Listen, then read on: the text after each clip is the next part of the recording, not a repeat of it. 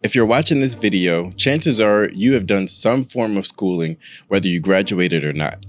And in a lot of cases, you may have gone to school with one or more race. Even the primarily vanilla schools may have a couple of chocolate sprinkles here and there, as well as the primarily black schools having a few of those Beckys in them. But have you ever stopped to think, just how new is it to have desegregated schooling? The school you go to may have taught you the bare minimum on the extent of segregation in America. Basically trying to say black people and white people had separate but equal bathrooms, water fountains, and bus seats, which was never actually the case. But I doubt they taught you that even schools were segregated or how hard they were to desegregate. Well, I'm here to tell you about a woman who had to experience just how difficult it was to be the first black child allowed to go to an all-white school. Teachers at the school refused to instruct her. Governor George Wallace, who blocked by literally standing in the door. I say to keep those kids out of school.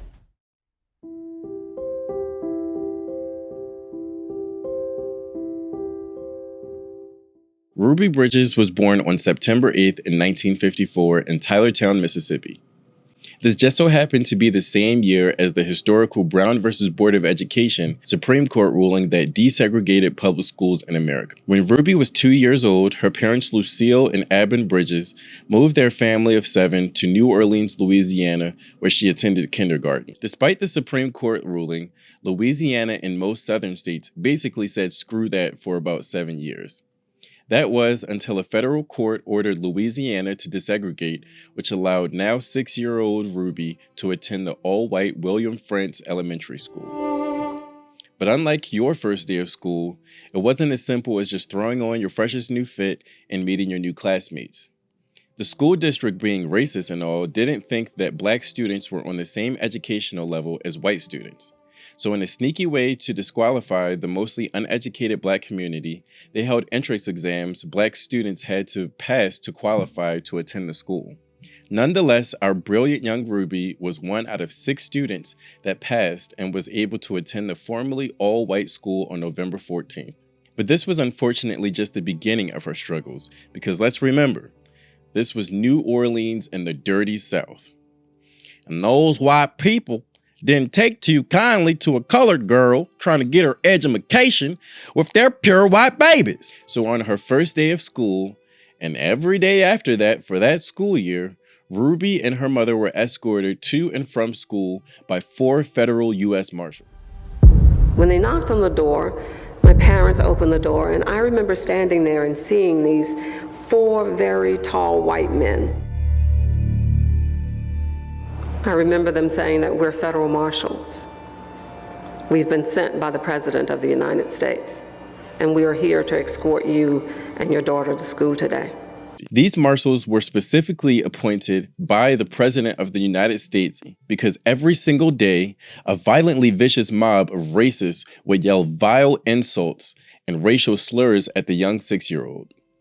And this was not like 5 or 10 people either. Full crowds of 200 or more people would gather every morning to start a 6-year-old girl's day with racism for breakfast. Ruby described the crowds to be as large as Mardi Gras gathering, but was still determined and brave enough to endure this horrible treatment for the whole school year. On one occasion, a white woman even paraded a black baby doll in a coffin to frighten Ruby. But this was just her commute to school. Driven by United States Marshals. 4 6-year-olds, the little girl's king in country school. No violence, but plenty of vocal abuse from segregationist spectators outside. Negro spectators applauding in The federal marshals made sure no harm came to the children or their parents as they entered and left school.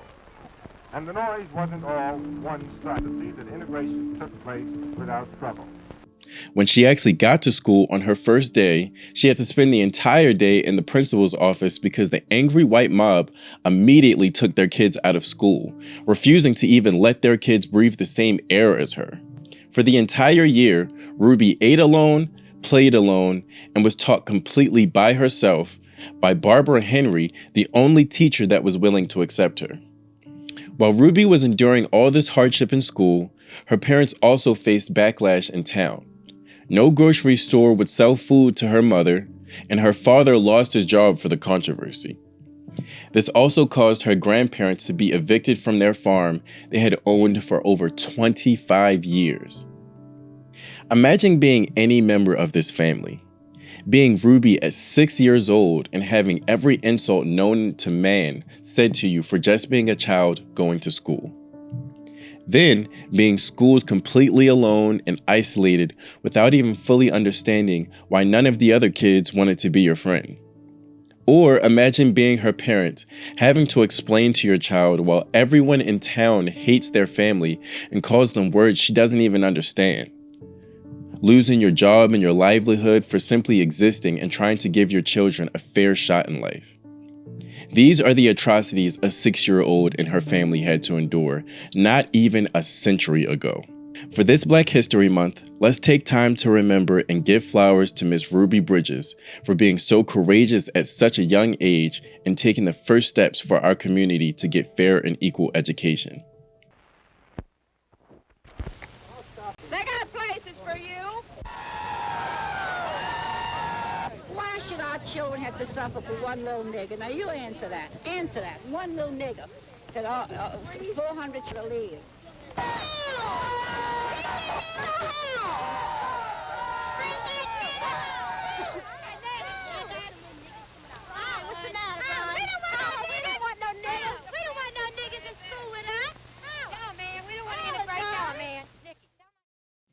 Miss Bridges eventually completed her schooling and even graduated from a desegregated high school. She later grew up and had a family, then reconnected with her former teacher, Miss Henry, to travel and speak as racial activists.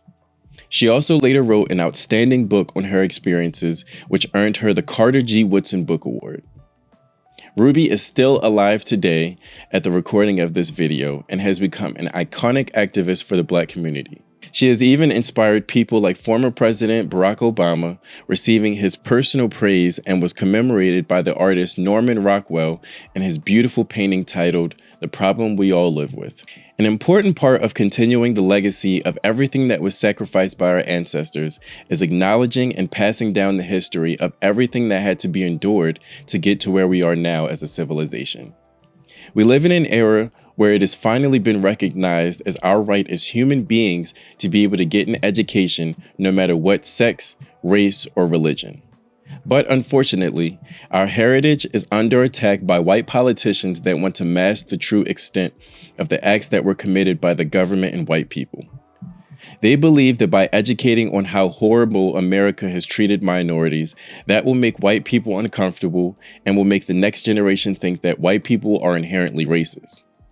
They believe that by hiding the true extent of the systems that were put in place to oppress the Black community, it will somehow make those systems just disappear. But they may not be aware that by trying to repress the correct education of history, that will make it almost impossible to accurately tell history, and will be doing the same thing as foreign dictatorships America so claims to hate.